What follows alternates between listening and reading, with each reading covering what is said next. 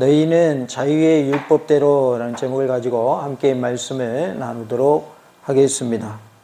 우리는 심판을 대비하는 삶을 살아야 합니다. 말과 행동에 있어서 하나님의 말씀대로 순종하며 사는 은혜가 우리 모두에게 있기를 원합니다. 우리가 말과 행동에 있어서 심판을 대비하는 삶을 살려면 하나님의 말씀대로 순종하며 살아야 한다라고 말씀하고 있습니다. 우리가 심판을 대비하는 삶이 되려면 어떻게 해야 할지, 너희는 자유의 율법대로 어떻게 하라고 하시는지 살펴보므로 큰 은혜가 임하는 복된 시간, 말씀 충만, 성령 힘으로 충만한 시간 될 수 있기를 간절히 원합니다. 너희는 자유의 율법대로 심판받을 자처럼 말도 하고 행하기도 하라라고 말씀합니다. 12절에 너희는 자유의 율법대로 심판받을 자처럼 말도 하고 행하기도 하라라고 말씀하고 있습니다. 우리가 자유의 율법대로 살려면 심판받을 자처럼 말도 하고 행하기도 해야 한다라고 말씀하고 있죠. 우리가 말과 행동에 있어서 심판에 대비해야 할 것을 말씀하고 있습니다. 다 같이 해볼까요? 자유의 율법대로 말과 행동에 있어서 심판을 대비합시다. 누구나 다 예수님이 재림하실 때 심판대 앞에 서게 됩니다. 그런데 한 사람은 심판대 앞에서 양의 무리로 속하기 때문에 저주에 처해지지 않고 진노에 처해지지 않게 돼요. 한 사람은 저주에 처해지게 되고 진노를 받게 되죠. 그래서 심판대 앞에 서는 것은 누구나 다 서게 되어 있습니다. 그러나 심판의 진노에 처해지는 것은 예수를 믿지 않는 자가 그렇게 된다라는 것이죠. 그런데 우리가 이 심판을 대비하는 모습이 되려면 어떻게 할 것인가? 말과 행동에 있어서 심판에 대비할 수 있어야 한다라고 말씀을 합니다. 너희는 자유의 율법대로 심판받을 자처럼 말도 하고 행하기도 하라라고 12절에 말씀을 하죠. 야고보는 12절에서 강력하게 권면하고 있습니다. 12절의 이 말씀에서 우리는 모든 율법에 차별 없이 간과하지 말고 행하라는 뜻을 읽을 수 있어야 합니다. 자유의 율법은 앞서 8절에서 언급한 최고의 율법을 가리키는 것으로서 그리스도 예수를 통하여 주어진 새 계명을 의미합니다. 즉 복음을 의미하고 있어요. 그래서 우리가 자유의 율법 하면 최고의 율법이란 말로도 표현할 수 있겠고 새 계명이라 이렇게도 말할 수 있겠습니다. 자유의 율법과 최고의 율법과 새 계명은 같은 내용을 가지고 있다라는 것입니다. 8절에 너희가 만일 성경에 기록된 대로 내 이웃 사랑하기를 내 몸과 같이 하라 하신 최고의 법을 지키면 잘하는 것이거니와 라고 말씀을 하고 있어요. 이웃을 내 몸처럼 사랑하라 하신 말씀이 무슨 법이래요? 최고의 법이라고 말씀을 합니다. 그런데 이것은 또 요한복음 13장 34절에 보면 새 계명을 너희에게 주노니 서로 사랑하라. 내가 너희를 사랑한 것 같이 너희도 서로 사랑하라 이렇게 말씀을 하죠. 그러니까 최고의 율법은 곧 뭐라는 거예요? 새 계명이다 그 말이에요. 내가 너희를 사랑한 것 같이 너희도 서로 뭐 하라고요? 사랑하라라고 말씀하고 있습니다. 이 최고의 율법, 자유의 율법, 새 계명은 사람들을 속박하고 구속하는 것이 아니라 사랑 안에서 은혜와 긍휼로 인도하기 때문에 자유로운 것입니다. 그래서 자유의 율법이라 이렇게 표현한 거예요. 예수님의 사랑 안에서 긍휼로 그리고 은혜로 인도하는 율법이다 그 말이에요. 그래서 이 자유의 율법은 우리를 구속하는 율법이 아니라는 거죠. 예수님의 사랑 안에서 은혜와 긍휼로 인도하신다라는 거예요. 그러니까 자유로운 그러한 분위기 속에서 말씀대로 행하는 모습을 말하고 있는 거예요. 윽박하고 또 억압을 주는 그러한 아주 긴장되는 가운데 율법을 지키는 모습이 하나님의 사랑 안에서, 예수님의 사랑 안에서 행하는 율법이며 예수님의 은혜 가운데 또 예수님의 긍휼 가운데 행하는 율법이라는 것입니다. 마태복음 5장 44절에 나는 너희에게 이르노니 너희 원수를 사랑하며 너희를 박해하는 자를 위하여 기도하라라고 말씀을 하고 있습니다. 누구를 사랑하래요? 원수를 사랑하래요. 이것이 바로 새로운 율법입니다. 자유케 하는 율법이고 최고의 율법이고 새 계명인 것이죠. 원수를 사랑하라 하셨고 또한 너희를 박해하는 자를 위하여 뭐 해주라고 그랬어요? 기도해 주라고 그랬어요. 그래서 우리가 원수도 사랑하며 살기를 원하고 나를 박해하는 자를 위하여 오히려 뭐 해줄 수 있는, 기도해 줄 수 있는 우리의 모습이 되기를 원합니다. 이것이 바로 우리가 예수님이 이 땅에 오실 때 심판하실 그때에 우리가 그 심판에 대비할 수 있는 방법이라는 거예요. 말과 행동에 있어서 이웃을 내 몸처럼 사랑하고 원수도 사랑하고 또한 나를 핍박하는 자를 위하여 기도해 줄 수 있는 그러한 은혜가 우리 모두에게 있기를 원합니다. 그리스도인들은 그리스도 예수님의 심판대 앞에서 심판받을 자처럼 말을 하고 행동을 해야 한다라고 말씀하고 있어요. 그래서 심판받을 자처럼 우리는 말도 하고 행동도 해야 할 줄로 믿습니다. 고린도 후서 5장 10절에 이는 우리가 다 반드시 그리스도의 심판대 앞에 나타나게 되어 각각 선악간에 그 몸으로 행한 것을 따라 받으려 함이라 라고 말씀하고 있습니다. 우리가 선악간에 행한 대로 심판을 받는다라고 말씀을 합니다. 뭐뭐처럼에 해당하는 헬라어는 현재 시제의 동사인 말하고 행하는 이라는 두 단어를 동일하게 수식하고 있습니다. 현재 시제는 말도 하고 행하기도 하라가 습관적이고 지속적인 것이 되어야 한다라고 말씀을 하고 있어요. 그래서 말과 행동을 통하여서 우리가 이웃사랑을 실천하는 그 모습이 지속적이어야 된다. 그리고 습관이 되어야 한다라고 말씀하고 있어요. 이웃사랑을 함에 있어서 우리의 삶이 습관화되어지기를 원합니다. 그리고 그 삶이 이웃을 사랑하는 삶이 지속되는 모습이 되시기 바랍니다. 이웃 사랑의 말과 행동이 지속적이어야 한다는 거예요. 습관이 되어야 한다라고 말씀하고 있습니다. 그것이 바로 그리스도인의 모습이라는 거예요.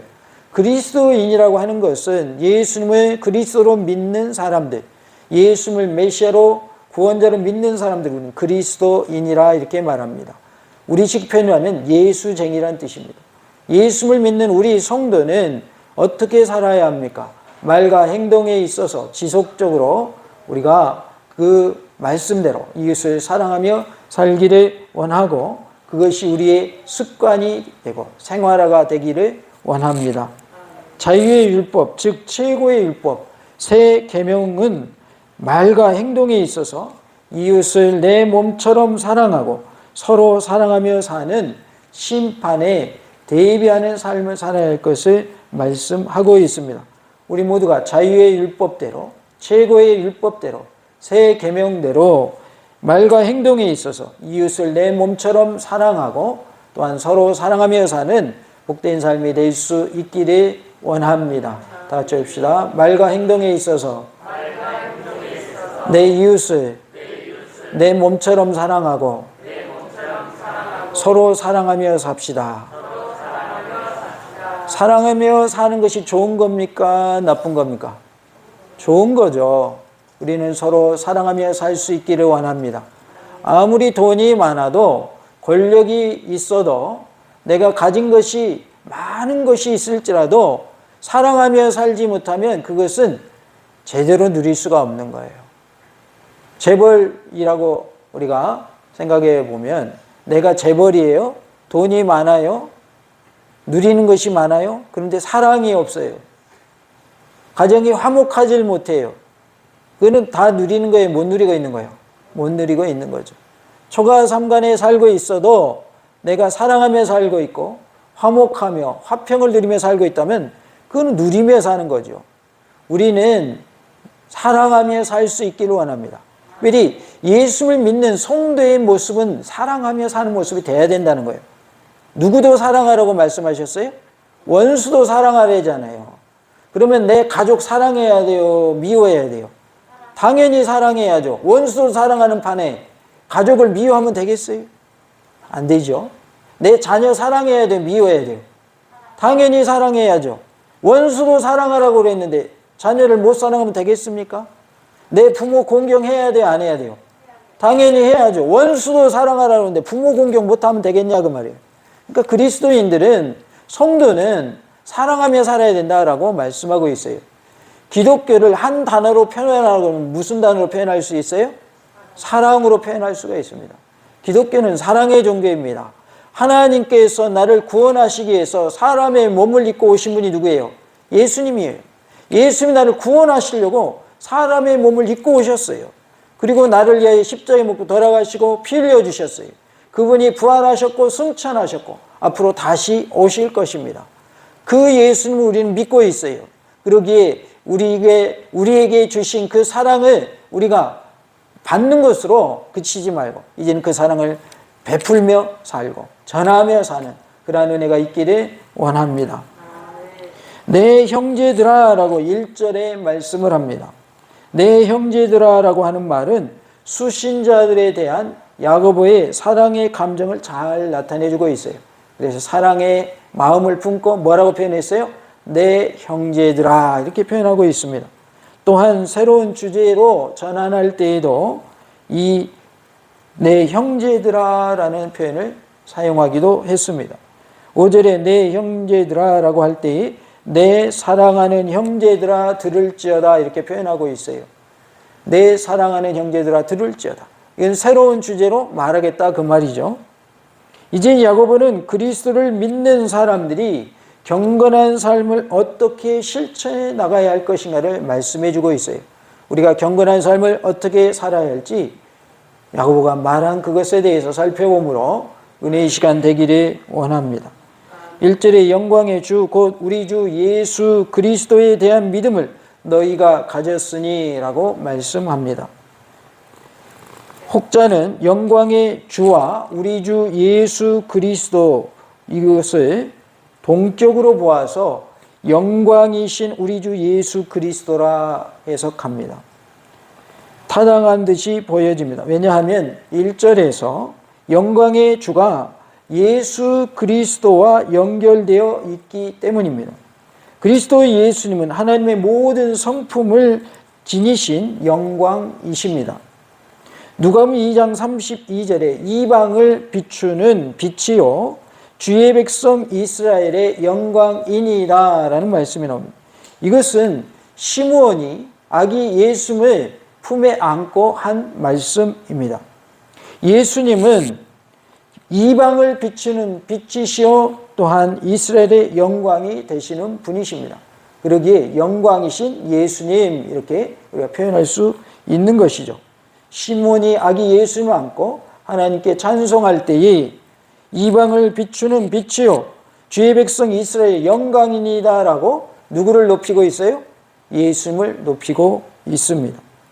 한편 가졌으니 라는 말은 현재 시제로서 수신자들이 그리스도 예수를 믿는 믿음을 소유하고 있음을 의미하고 있습니다. 예수를 믿는 믿음을 그들이 가지고 있다라는 표현을 가졌으니 라고 말씀하고 있는 것이죠. 우리도 예수를 믿는 믿음을 소유하며 살 수 있기를 원합니다. 끝까지 믿음 잃지 아니하고 승리하여 천국의 복을 누리시는 은혜가 우리 모두에게 있기를 원합니다. 우리가 끝까지 예수님 잃어버리면 안 됩니다. 예수님 꼭 붙잡아야 됩니다. 우리가 요양병원에 들어가서도 예수님 꼭 붙잡으셔야 돼요. 그래야 천국 갈 수 있습니다. 예수님 믿어야 천국 갑니다. 그러면 잘 몰라 그러면 안 됩니다. 끝까지 예수님 붙잡으시고 그 믿음 가지고 승리하여 천국의 복을 누리시는 은혜가 있기를 간절히 원합니다. 1절에 보면 사람을 차별하여 대하지 말라라고 말씀하고 있습니다. 차별하여라는 말은 70인역에서 사람의 얼굴을 보고 경탄하다라는 의미로 사용되었으나 본래 이것은 한 사람에게 얼굴을 들다라는 의미로서 한 사람에게만 호의적으로 대하는 것, 즉 같은 상황에서 서로 차별을 두고 대하는 것을 의미하고 있습니다. 두 사람이 같이 있어요. 같은 상황이에요. 그런데 한 사람에게만 호의적으로 대하는 것, 이걸 뭐 한다고 그런다고요? 차별한다라고 말하는 거예요. 사람을 뭐 하지 말래요? 차별하지 말라라고 말씀합니다. 교회는 문턱이 높아야 됩니까? 낮아야 됩니까? 문턱이 낮아야 됩니다. 어떤 사람도 다 들어올 수 있는 것이 교회가 돼야 돼요. 어떤 교회는 부자들만 모이는 교회가 있고, 어떤 교회는 백인들만 모이는 교회가 있어요. 어떤 교회는 지식인들만 모이는 교회가 있어요. 어떤 교회는 호남 사람만 모이는 교회가 있고, 어떤 사람은 경상도 사람들만 모이는 교회가 있어요. 여기는 뭐 호남 지역이니까 호남 사람만 모일 가능성이 많지만은 큰 대도시에서는 그게 아니잖아요. 각 지방 출신들이 다 모이잖아요. 물론 목사님에 따라서 그 지역 출신들이 많이 성도로 올 수는 있겠지만은 경상도 사람 오지 마시오. 우리 교회는 호남 출신 교회예요. 호남 출신만 오시오. 이건 말이 돼요, 안 돼요? 말이 안 되는 겁니다. 자연적으로 모여진 것은 뭐라 할 것이 없지만은 다른 출신들이 오는 걸 막는다? 이건 교회가 이미 아닌 겁니다. 우리 교회는 부자들만 모이는 교회예요. 거지는 오면 안 돼요. 출입구부터 막는다면 그건 교회가 이미 아닌 것입니다. 교회는 차별이 없어야 돼요. 우리가 살아감에 있어서 생활 속에서도 사람을 차별하는 일이 없어야 되겠고, 특히나 교회 안에서도 차별이 이루어져서는 안 될 줄로 믿습니다. 그래서 골고루 기회가 돌아가야 됩니다. 단 교회는 질서가 있기 때문에 막 예수 믿는 사람에게 중직을 맡기지는 않습니다. 교회도 질서가 있는 거예요. 그래서 그러한 것을 제외하고는 다 자격이 된다면 골고루 기회를 주는 것이 맞는 것이죠. 우리가 하나님의 은혜 가운데 사람을 차별하는 일이 없기를 원하고, 또 주님이 기뻐하신 모습으로 우리가 서로 사랑하며 살기를 원합니다. 하나님은 절대로 사람을 외모로 보지 않으시며 그 중심을 보십니다. 사무엘상 16장 7절에 여호와께서 사무엘에게 이르시되 그의 용모와 키를 보지 말라. 내가 이미 그를 버렸노라. 내가 보는 것은 사람과 같지 아니하니 사람은 외모를 보거니와 나 여호와는 중심을 보느니라 라고 말씀하고 있습니다. 사람은 뭘 봅니까? 외모를 봅니다. 하나님은요, 중심을 봅니다. 사무엘이 이새의 아들 엘리압에게 기름을 부어서 왕으로 세우려 할 때에 하나님께서 사무엘에게 주신 말씀입니다. 나는 이미 그를 버렸다. 사람은 외모를 보거니와 나는 중심을 보느니라. 그래서 결국은 첫째부터 일곱째까지 다 사무엘 앞을 지나가지만 하나님이 뭐라고 그래요? 아니다. 아니다 라고 말합니다. 여덟 번째 누가 그 앞에 섰어요? 다윗이 섰습니다. 그랬더니 다윗에게 기름 부어라 라고 말씀합니다. 외모상 보았을 때는 다윗이 가장 어린 소년이고 볼품없는 모습입니다. 그런데 하나님은 뭘 보시는 거예요? 중심을 보시는 거예요. 다윗의 그 중심을 보시고 다윗을 이스라엘의 몇 대 왕으로? 2대 왕으로 세워주시는 것이죠. 그러니까 사람의 판단 기준과 하나님의 판단 기준은 다르다는 것이죠. 우리 모두가 하나님께 인정받는 자 되기를 원합니다. 하나님은 우리의 중심을 보시고 그래 너를 내가 써주마 라고 하나님이 우리를 써주시는 은혜가 있기를 원합니다.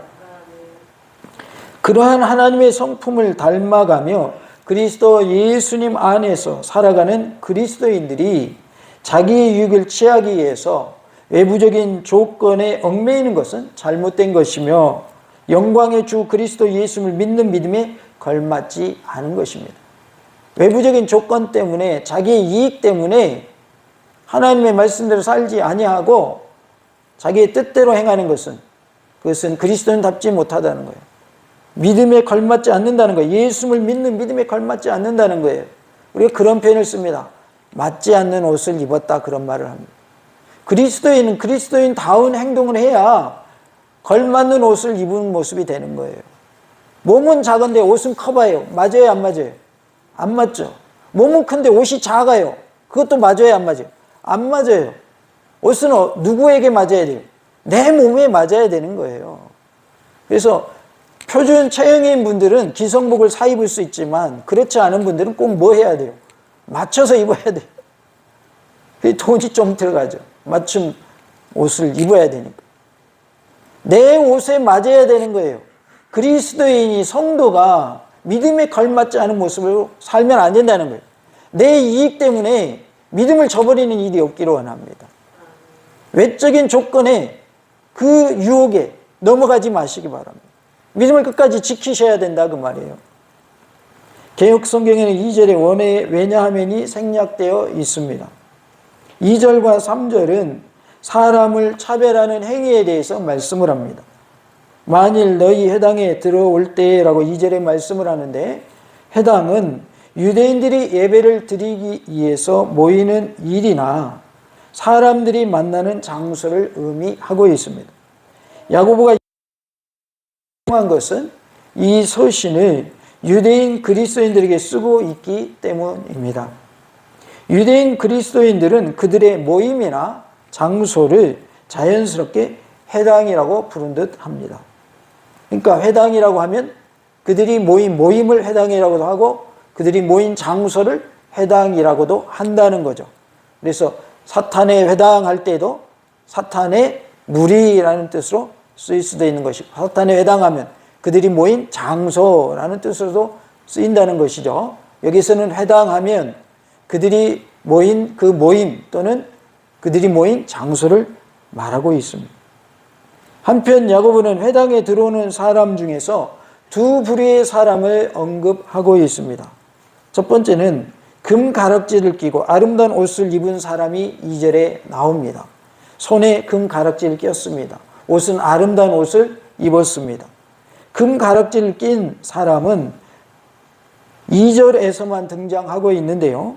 이것은 본래 금 손가락의 남자, 금 가락지 낀이라는 의미를 가지고 있는데 명예와 존귀를 소유한 사람을 의미하고 있어요. 그래서 명예가 있는 사람, 존귀한 사람을 이렇게 표현했다는 것이죠.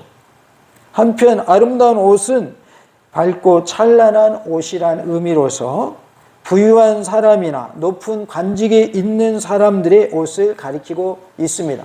그러니까 부유한 사람들이 옷을 입을 때, 그리고 관직이 높은 사람들이 옷을 입을 때에 아름다운 옷이라 이렇게 표현했다 그 말이죠. 당시 유대 지방에는 자신의 부와 지위를 나타내기 위해서 반지나 아름다운 장신구들을 몸에 달고 과시하는 풍습이 있었습니다. 요즘에는 뭘 많이 사람들이 찾아요? 과시하기 위해서? 명품을 찾죠, 명품. 그런데 뉴스를 보니까 어떤 브랜드는 해마다 가격을 올린다고 그러대요. 그래서 저는 그거 보면서 참 마음이 아팠어요. 가격을 올리면 안 사줘야 되는 거 아니에요? 그러면 가격을 왜 올리겠어요? 올려도 사니까. 그래요, 안 그래요? 가격이 올라가는데 사는 사람이 더 많아지니까 계속 천정부지로 가격이 올라가는 거예요. 지금 무슨 시대라고 우리 힘들다고 그래요?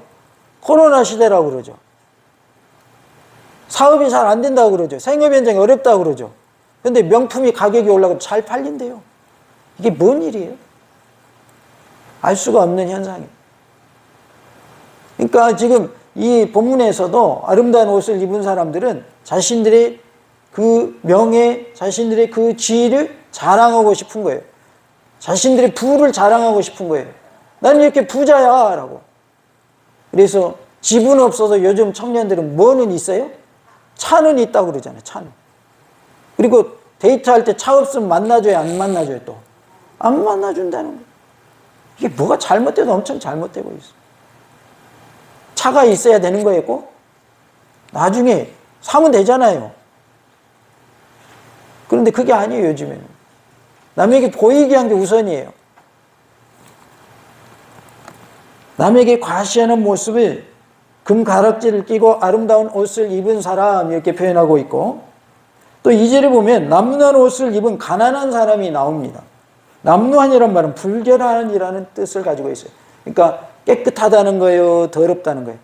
더럽다 그 말이죠. 실제로 노숙자들은 1년 내내 옷 안 빨아가지고 때가 막 덕지덕지 붙어 있는 거 아시죠? 그러한 모습인 거예요.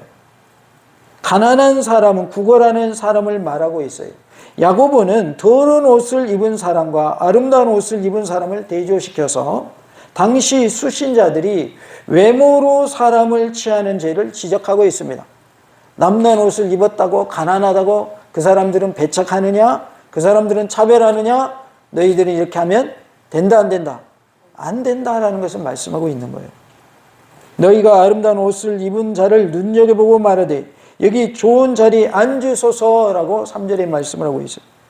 눈여겨보고라는 말은 올려다 보다라는 말에서 유래한 단어인데요. 좋은 동기를 가지고 쳐다보다라는 뜻입니다. 한편 좋은 자리는 특별히 마련된 좌석이라기보다는 앉을 자리를 권유하는 의미를 가지고 있습니다. 따라서 3절은 사람들이 일반적으로 아름다운 옷을 입은 자들을 존경하여 그 표시로 자리를 정중하게 권유함을 의미하고 있습니다. 우리는 말과 행동에 있어서 심판에 대비할 수 있기를 원합니다. 예물로 사람을 취하지 말고 차별하지 말아야 할 줄로 믿습니다. 가난한 자에게 말하되 너는 거기 서 있든지 내 발등상 아래에 앉으라라는 말씀이 3절에 나옵니다. 먼저는 대조적으로 가난한 자에게 대하는 태도에 대해서 언급하고 있습니다. 서 있든지라는 말은 배치하다라는 의미인데 이것은 아무렇게나 자리를 차지하라는 것으로서 아마도 회당의 맨 끝이나 구석진 한 곳을 가리키는 것으로 보여집니다. 자, 구석진 데 가서 앉으시오. 그런 말이다, 그 말. 한편 내 발등상 아래에 앉으라는 말은 내 발 아래에 앉으라는 표현으로서 당시에 전쟁에서 승리한 정복자들은 종종 자신들의 발을 피정복자들의 목 위에 두었는데 본문에서는 그러한 의미라기보다는 발 아래 마룻바닥에 앉으라라는 의미로 사람을 차별하는 모욕적인 행위를 암시하고 있습니다. 다 의자에 앉았어요. 그런데 내 발 아래 앉으세요. 저 바닥에 앉아요. 그러면 기분이 참 좋아요. 엄청나게 기분 나빠요. 엄청나게 기분 나쁘죠. 나머지 사람들은 다 의자에 앉았단 말이에요. 그런데 당신은 이 발 아래 바닥에 앉아 계시오. 이게 뭐 하는 거예요, 이게? 차별하는 거죠, 차별. 차별하지 말라는 거예요.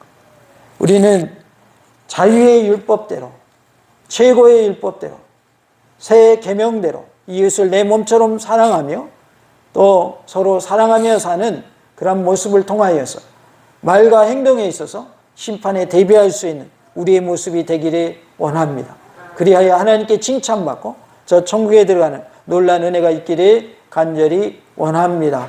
다 같이 해봅시다. 자유의 율법대로 말과 행동에 있어서 서로 사랑하며 살고 내 이웃을 내 몸처럼 사랑합시다. 할렐루야.